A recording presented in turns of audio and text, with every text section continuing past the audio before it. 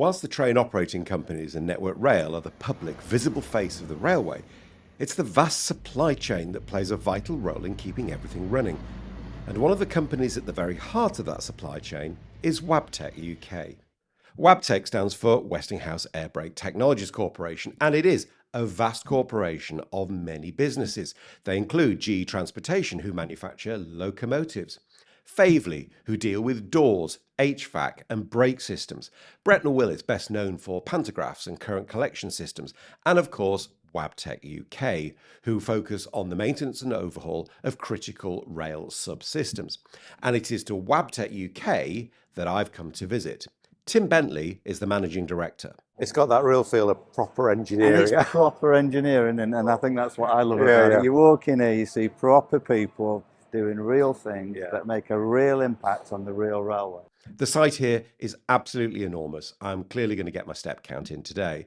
First, we go to the power collection facility to have a look at that vitally important piece of equipment for any electric train, a pantograph. All the repairs and all the overhauls and most of the pantographs in the country are going to come through this site.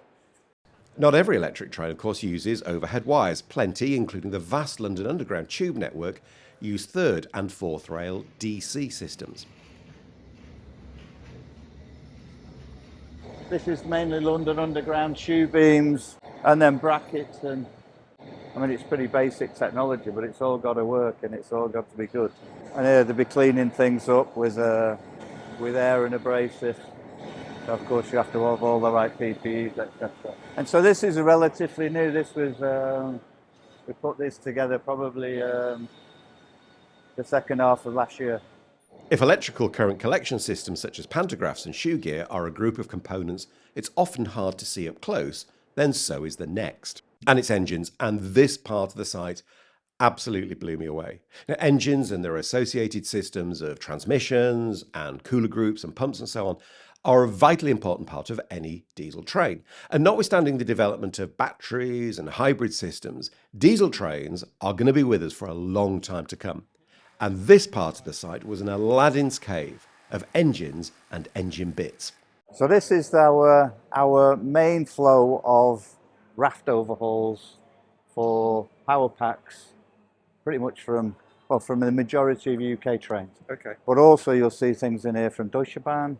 They send us power packs from there, and Stef from Germany, and we send those back. So we're a big exporter from this place as well. That's fantastic. And literally they will strip down, they're doing fault finding. So they'll strip down for repair, and they will also do it for overhauls. So mainly overhauls in this place. Most of the diesel train fleet engines and power packs are done here. Most of them. Certainly the older ones. Yeah, some very skilled people. They're stripping down an engine, understanding what's wrong, and then putting it all back together. And then we've got a number of test cells where we can fully test the whole raft. It's got that real feel of proper engineering. And it's proper engineering, and I think that's what I love about it. You walk in here, you see proper people doing real things that make a real impact on the real railway, right? That's brilliant. And that's what you see here. It's not office stuff, it's real. So this has been upgraded probably over the last 2-3 years, because we wanted to get it up to a level of production that you'd expect, right? You'd expect if you take your car to a garage these days, you don't expect oil on the floor. You don't need oil on the floor. And therefore this is a level of quality and production that Wabtec are proud of, and can be anywhere in the world, and that's what we see here. So that's one that's sitting on a raft, yeah? So that's the raft that's partly completed. You would not know if that was absolute brand new or it's been overhauled. I don't think. But that is overhauled. But it's overhauled. They're fabulous. And that's not all. There's a separate engine facility nearby which focuses on different aspects. And Tim explained why this engine facility is different to the first. So what would be the difference between what's done in here and the main production facility? The main production we like to think is more of a flow line. Right. So we get volume production comes through there. And then here we tend to do more static type builds. Got it. that can take a little longer, or have got their own idiosyncrasies, let's say, that just needs a bit more focus and attention. That's a 197 engine, which is a stage 5 latest emission engine from if you want to have a look MTU. at one that's been built, there's one up here in the process. Yeah. Excellent. Yeah, that'd be really interesting. That one's having all its documentation done. So that one's in the process of being built. That's the D exam behind you, Gen 5 Irish, and that's a new build we've stripped, done a controlled strip. We've rebuilt it back up using its original components, and it's got one to test. This is the art of trains, and this is, you need clever people, and it needs to be sustainable, and you've got to bring on apprentices, and you've got to bring on graduates. And that's a critical point. It's no good having a brilliant facility like Barton if you're not going to have brilliant people to work in it. And that's why apprenticeships and development schemes are such an important part of Wabtec UK's strategy. Ellie Ritchie and Lola Rice are two of the current cohorts of apprentices. Ellie works on the technical side. I started in the fuel shop, building, stripping, cleaning and testing fuel pumps, fuel injectors, AdBlue doping devices, all of that sort of fuel lines and things like that. And then I moved into hydraulics after 3 months. Now I do hydraulic pumps and generator motors. I test those as well. That's pretty much the same, the stripping, building and cleaning. I grew up with my dad having his own haulage business. That's kind of what got me into it. Originally I wanted HGVs, so trucks, things like that. And then this came up and I thought, why not try it? And I love it.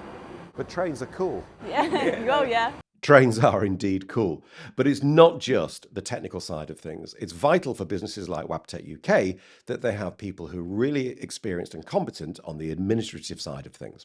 So I started at Wabtec on a business administration apprentice, which is 18 months long. I got the opportunity to move through 3 departments. So I started off in project management for 6 months, then I moved over to purchasing and then health and safety. I took a liking to health and safety, but as of now, I've now finished the business apprenticeship, so I passed that one and I'm moving on to another one in health and safety specific to get my SHE technician qualification from that. So I've learned a lot of different departments and a lot of different things. Sounds impressive, and the leaders of the future. But I ask Ellie and Lola the most important question of all. Are they enjoying it? Yeah, massively. Yeah, absolutely, yeah. Back to the tour, and we swing by the machining facility that undertakes the manufacture of key components used as part of the overhaul of the various subsystems that come here for repair. It's wonderful precision engineering to fine tolerances, and that's vital if the critical subsystems of the trains are going to work efficiently and reliably. A vitally important part of a modern train is its HVAC system, or heating, ventilation and air conditioning. Now, we all expect effective heating systems, and in this day and age, we also expect really effective air conditioning systems as well. So we go and have a look at a new facility that's being developed here, which will look at both HVAC systems and also doors. So we just started bringing them in, and we just started training people up in how to overhaul. It's got a sort of slight clean room feel about it, hasn't it? So Yeah, because in the back of it is our electronics capability, Right. which we're also just building up and developing. How we deal with obsolescence management in electronics. So these are Voyager doors. I thought they were. Yeah. So they're having the windows changed and some of the seals replaced. And these do come from Central Rivers, just across the road. So And then you do the bonding, and they because they these cure in are there. laminated things. That's the 222. And we've got a clean room upstairs that can do things like door control units, that's door mechanisms. It's really clear as we walk around this vast site that Wabtec UK has made a very conscious decision to focus on critical rail subsystems and the technological R&D that's required to improve their performance, their reliability, their efficiency, at the same time as reducing their cost. Well, the vision for us in the UK is, the UK, as ever in rail, is a little bit different than the rest of the world. So we end up with a footprint in the UK from various acquisitions of Brush and Kilmarnock and various things over the years. End up with a capability in bogies and wheel sets and Doncaster has a capability of upgrading and renovating complete train sets. That's not replicated with the rest of the Wabtec world. The rest of the Wabtec world is focused on product design and development and technology. Yes, up to a full locomotive, but not building passenger vehicles and not renovating passenger vehicles. So we had a look at that maybe 2-3 years ago to say, where do we want to be? How do we fit into the future of rail in the UK? And how do we make sure that we are fit for that future? How do we look at how we're improving performance of the railway, and how we're going to reduce life cycle costs on the railway? And how do we do it from what we know best at, which is focusing on subsystem technology? How do we look after power packs? How do we look after traction motors? How do we look after bogies and wheel sets and HVAC units? But how do we look after that in the way that is got the best engineering capability, so we can assess when overhauls are needed? How do we use that with data? So we've got what we call a TPOT, which is a data collection centre in Derby, not far from here. And how do we combine all that together to be able then to focus on how do we understand and can we improve the performance of the railway, reliability up and availability up, and can we get the cost down on the railway? And can we do that by looking at understanding in detail things you've seen today? When you take engines apart, what bits you need to replace and what bits you don't replace has a massive bearing on how much it costs. But pulling together a super site like Barton is a major logistical exercise, and you've got to do it at the same time as continuing to deliver for your customers. Overall, there's about a £30 million investment. That's the total, so 30 million in total? 30 million in total, closing Doncaster and then moving stuff to here. What we'll show you in a minute is where the bogies and the wheels are going to come. And that's all going to be new equipment that's all on order now. So it's a proper significant investment, I think, in the future of well, certainly what Wabtec wants to do in the UK. It's so some site, isn't it? I mean, it's a big site. What's the total footprint here? I'd have to check that for you. 21, wow. 21 okay, acres, well done, sir. Acres. Yeah, Doncaster's 22, right? So the plan is to be out of Doncaster by the end of the year. That's our plan. Right, and on track to do that. I think we're on track to do it. We'll probably give ourselves a quarter in the first bit of next year just to make sure that, because the key thing here is to make sure we can keep delivering for our customers. Yeah. And it'd be a bit crazy to switch Doncaster off until this was fully switched on, frankly. No, I agree. I don't think my customers would thank me for that. So we've got to make sure that we can deliver to customers. Right. And that word Doncaster comes up a lot during this visit. And that's because the strategy that Wabtec UK have embarked upon does not include continuing with the refurbishment and overhaul of whole vehicles, whole trains. And that's something that their Doncaster site had become very well known for. And that change in strategy means Doncaster is sadly no longer required. And Tim explains the logic. So we looked at it and said, we've got these sites, we've got these clever production areas, what do we need to do? And actually the hardest bit of all that is say what you don't want to do. And so we had to make a decision that says, actually, we don't want to get involved in the refurbishment and upgrades of passenger trains. Because it's a difficult market, it's a very cyclic market, you end up taking risks in that marketplace in terms of corrosion and other areas that is very damaging. And can be financially quite tricky. So we said let's stop doing that because it takes a whole lot of management time and attention from what we could be doing, which is actually doing that subsystem asset management piece. So as soon as you say you can't have rolling stock upgrade capability, it means you can't have Doncaster anymore, because Doncaster is really a site set up well in its past heritage for building locomotives, but certainly recently in refurbishing stuff. But it also has a capability in bogie overhauls and wheel set overhauls and HVAC overhauls that we do like. But we couldn't then sustain Doncaster because the site is just not viable. It's lost money for many years, in fact. And Wabtec has done a great job, to be fair, to trying to keep that place going. But in the end, you have to say, what does the railway need going forward for the future? What does it need from an organisation like Wabtec? And we had to make the terrible, difficult decision to close Doncaster. And we went then through quite a detailed engagement between us to say this is what's going to happen. But importantly, why this had to happen and explain the rationale behind it. And it was never anything to do with the performance of the people in Doncaster.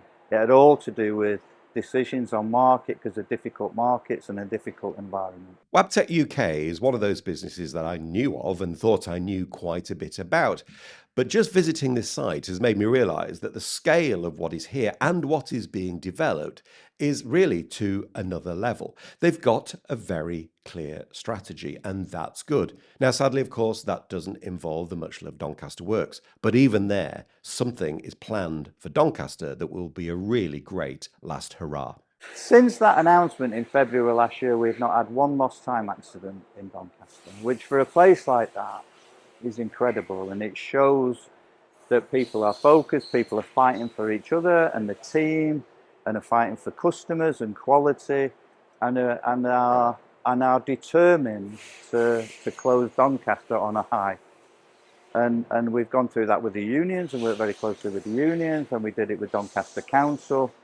And I must say that the work and the collaboration, the cooperation between those parties to make sure everyone got looked after in the best way possible has been first class and second to none. What we then decided to do was have a celebration of that and a thank you to the workforce, past and present by the way, in Doncaster on the 19th of June, where we've got the Sir Nigel Gresley coming along, train, and that will be in full steam on Friday and Saturday. And then we've got another locomotive called the Flying Scotsman that will be in the background. I think we might have heard of that one. And we've heard of that one too. And we're going to invite some customers, because obviously we want to say thank you to past and present customers, and really have a celebration of the history and the heritage of Doncaster. But what we need then is to invest in Barton and make a fully capable super site, jewel in the crown, what I think will be a jewel in the crown of the UK supply chain, which then will be a really full capable site with pretty much every subsystem of a train, passenger and freight, that we can do and we can handle. We'd have 50 engineers here who can look at these things and understand what has to be done with those things. We've got the data centre, as we said, and then we can have a real critical mass of capability, which we think then we can serve the railway better going forward. This visit has been a real eye-opener. The rail industry supply sector is a really dynamic environment. It's constantly changing, it's constantly adapting, it's constantly investing, and that is no clearer than here at Wabtec UK in Barton. It's been a fascinating glimpse into what it takes to keep Britain's railway working day to day, as well as constantly moving forward.